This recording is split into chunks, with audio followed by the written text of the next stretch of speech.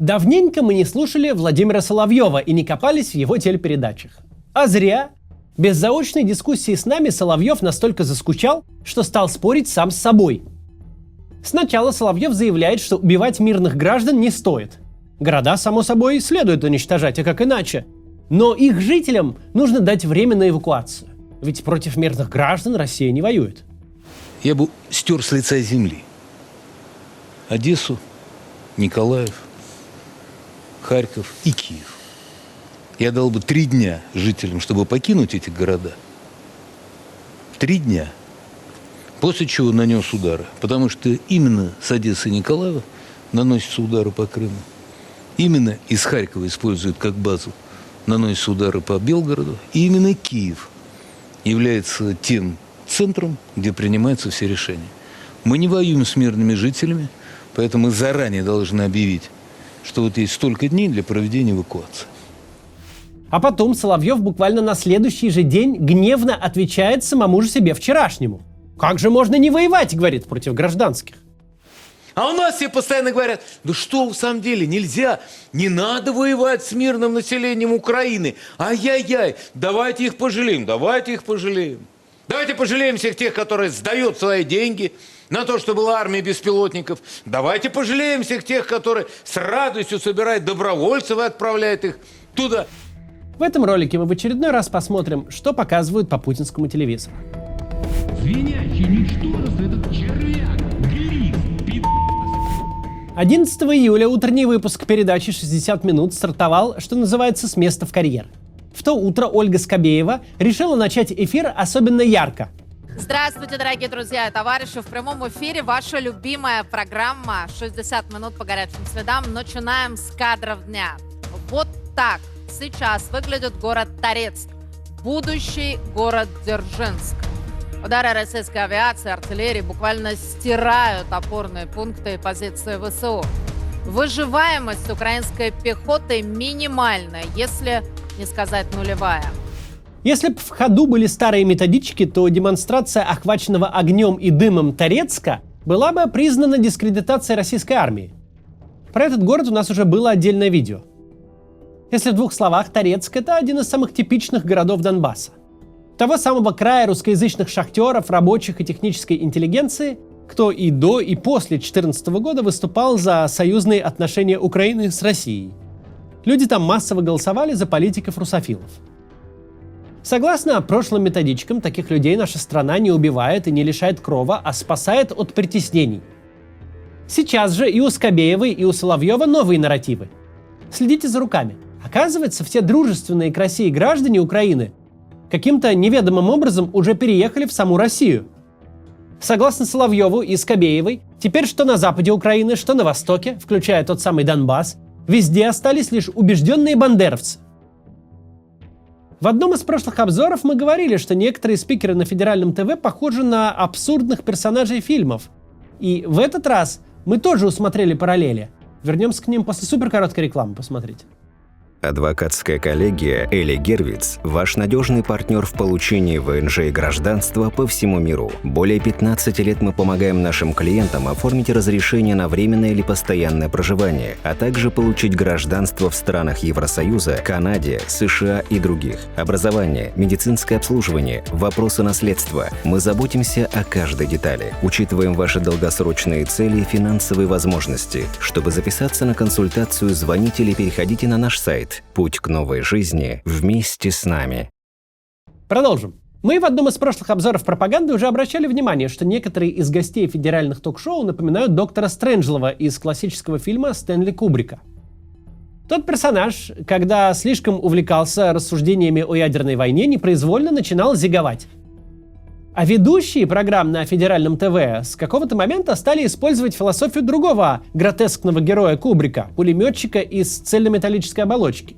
Он отличал мирных вьетнамских крестьян от партизан Вьетконга крайне простым способом. Стрелял по всем, по кому попал, тот и вьетконговец. Кубрик в своих антивоенных фильмах намеренно доводил зло до абсурда. Вряд ли он мог себе представить, что кто-то воплотит его сюжеты наяву. Но сейчас пропагандисты как тот пулеметчик. Убивать, мол, надо всех. Кого убили, тот и бендеровец.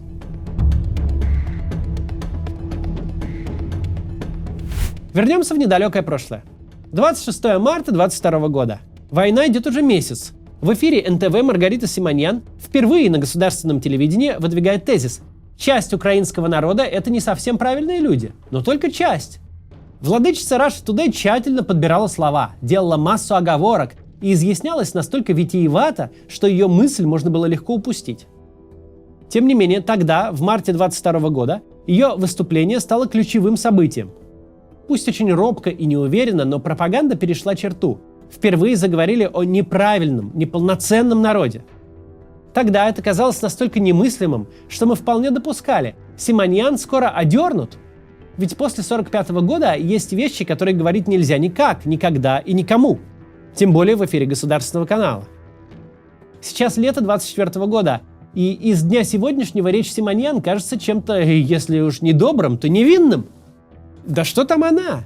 По сравнению с тем, что в наши дни произносится вслух на Первом и Втором канале, на НТВ, Соловьев Лайв и на Спасе, по сравнению с этим и давнишнее предложение депутата Журавлева истребить каждого 20-го украинца выглядит как-то по нынешним временам умеренным. 2,5 года наша редакция, жертвуя своим психическим здоровьем, отсматривает государственную пропаганду и частные выступления провоенных спикеров.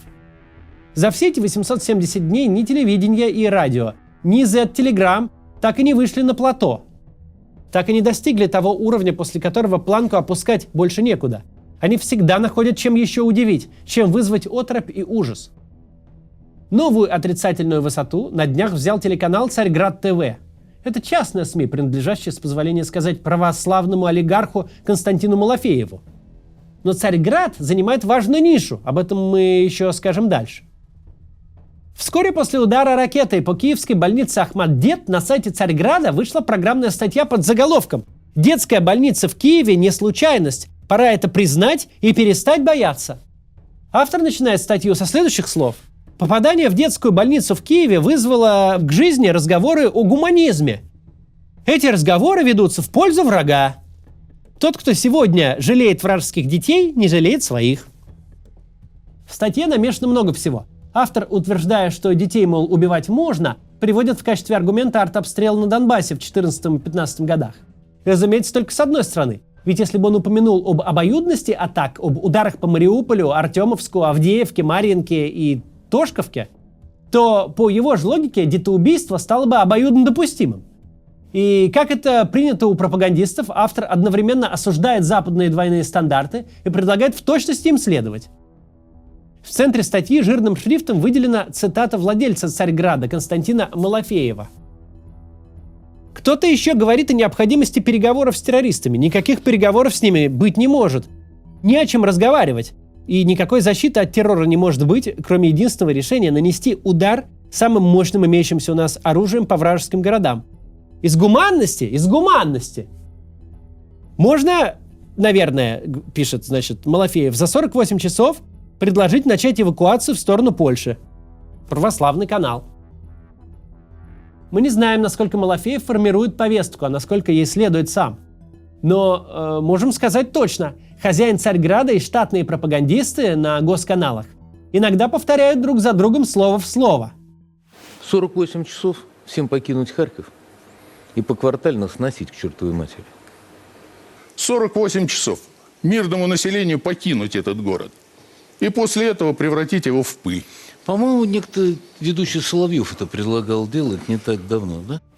Пару слов про автора статьи, которую мы цитировали выше. Это Андрей Перла. 4 года отработал в администрации президента. Имеет гражданский классный чин, соответствующий званию генерал-майора. А по образованию историк-медиавист, специалист по средневековой латинской философии. Среди пропагандистов всех уровней немало людей с хорошим гуманитарным образованием. Они прекрасно осознают, что делают и насколько это неприемлемо.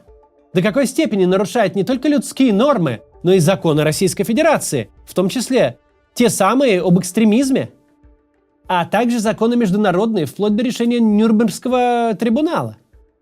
Все это они проходили, изучали и знают.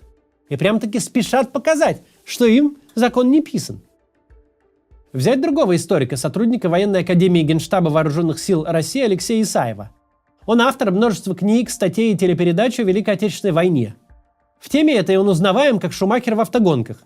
И, казалось бы, каждый в нашей стране, не обязательно известный историк, знает, за что и против чего велась та война. Но это никак не мешает тому же Исаеву становиться в ряды нацистского толка пропагандистов и открыто от своего имени писать человеконенавистнические вещи, которые мы даже процитировать тут не можем. Вот скриншот сейчас только быстро покажем. Если хотите, поставьте на паузу и прочитайте сами, хотя не советую.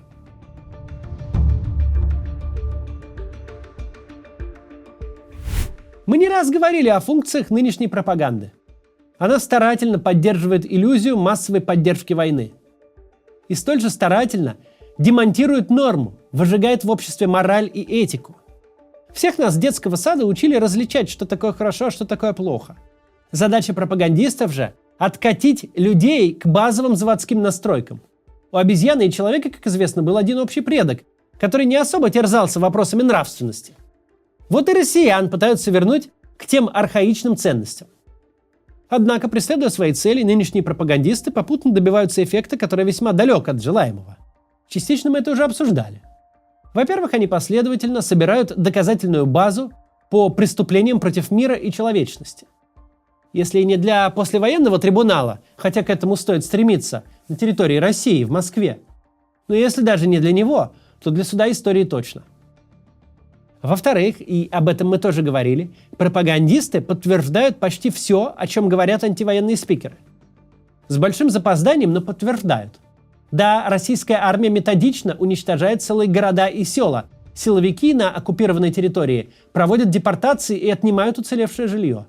Да, потери среди российских военнослужащих огромны, а среди мобилизованных из ЛДНР трижды огромны. Все это со временем перестало быть тезисами иноагентов из Ютуба и превратилось в часть официальной картины событий. Однако есть еще один побочный эффект путинской пропаганды. Спикеры на ТВ и радио уж больно хотят замазать в своих преступлениях каждого россиянина. К примеру, так. Как только добрые русские люди начали просыпаться, кто в 6, кто в 7, у кого какой график, и стали скроллить свою ленту в Телеграме, тут, в общем, у них и сердце зашлось, так сказать, в радостном трепете. Там появились такие приятные нашему сердцу сообщения о ракетных атаках. Ну, уже традиционно в воздух поднялись 4 ракетоносца, Ту-95, многочисленные взрывы в Харькове, многочисленные взрывы в Кривом Роге, многочисленные взрывы в Виннице.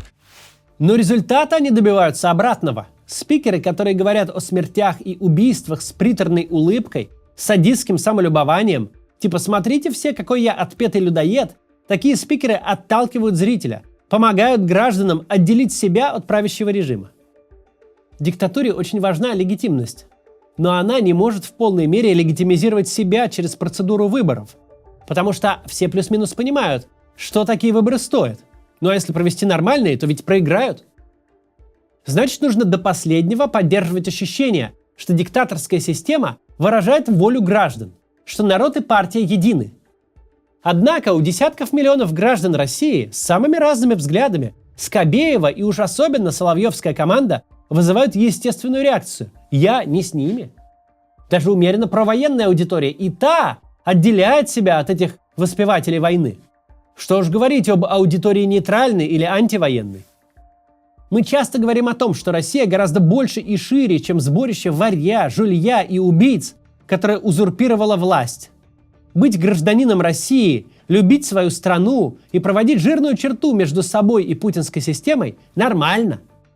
Сделать эту черту еще отчетливее нам, как ни странно, помогают деятели пропаганды, которые систему обслуживают. Ведь признать, будто у них есть хоть какое-то право говорить от лица России и ее граждан, было бы самой большой русофобией. Нет, мы не они. Ничего общего с ними мы иметь не хотим. В разведку с ними не пойдем и в одном поле кое-что делать не сядем. Когда у вас в телевизоре Игорь Кириллов и Валентин Зорин, массовый зритель может очароваться и даже податься в КПСС. Но когда там Владимир Соловьев, тогда десятки миллионов человек, даже если не проговаривают вслух пока, но понимают, народ и партия отдельно. До завтра.